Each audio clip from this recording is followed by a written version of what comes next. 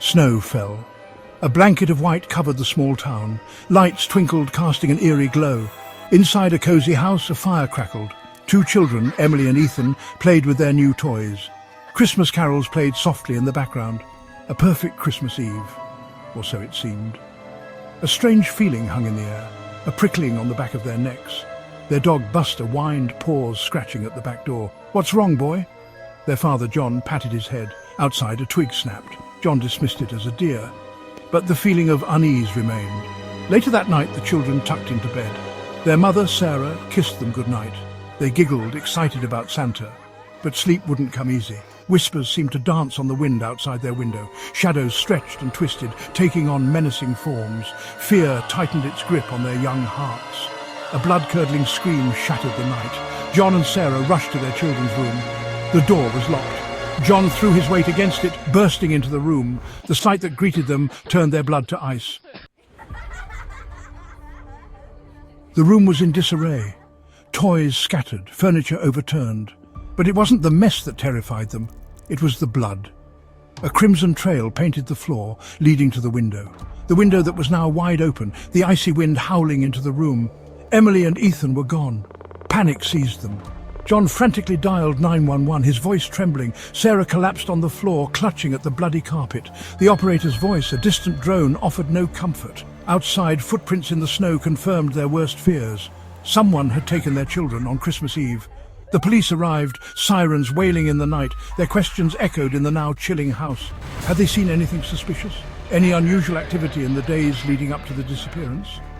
John and Sarah, numb with shock, could offer little help. Every happy Christmas memory now tainted with terror.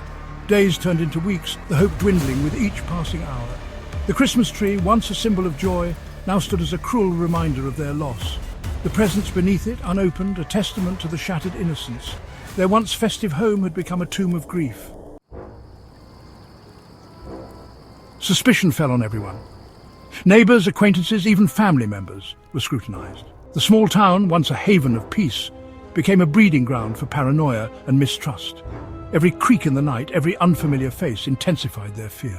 The police investigation yielded no concrete leads. Dead ends and false hope became the norm.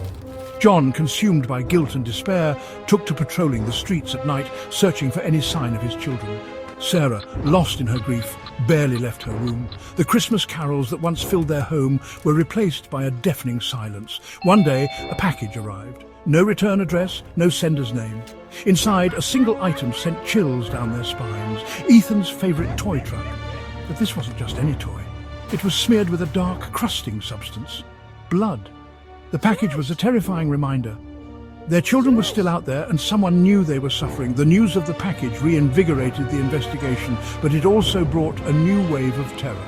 The kidnapper was toying with them, enjoying their pain. The festive decorations still clinging to the walls now mocked their agony. Christmas would never be the same. Christmas Eve arrived, a year to the day since Emily and Ethan vanished. The town held a candlelight vigil, a sea of flickering flames in the falling snow. John and Sarah stood numbly, clutching each other for support.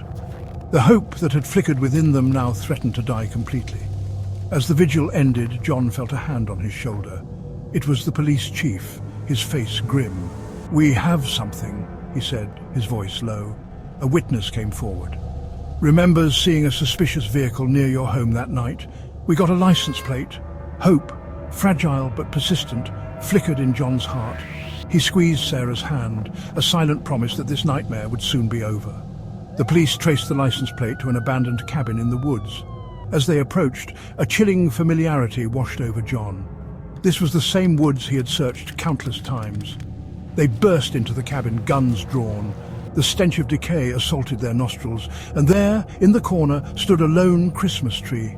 Underneath it, two small figures wrapped in blankets, but the blankets weren't red and green, they were stained a horrifying crimson.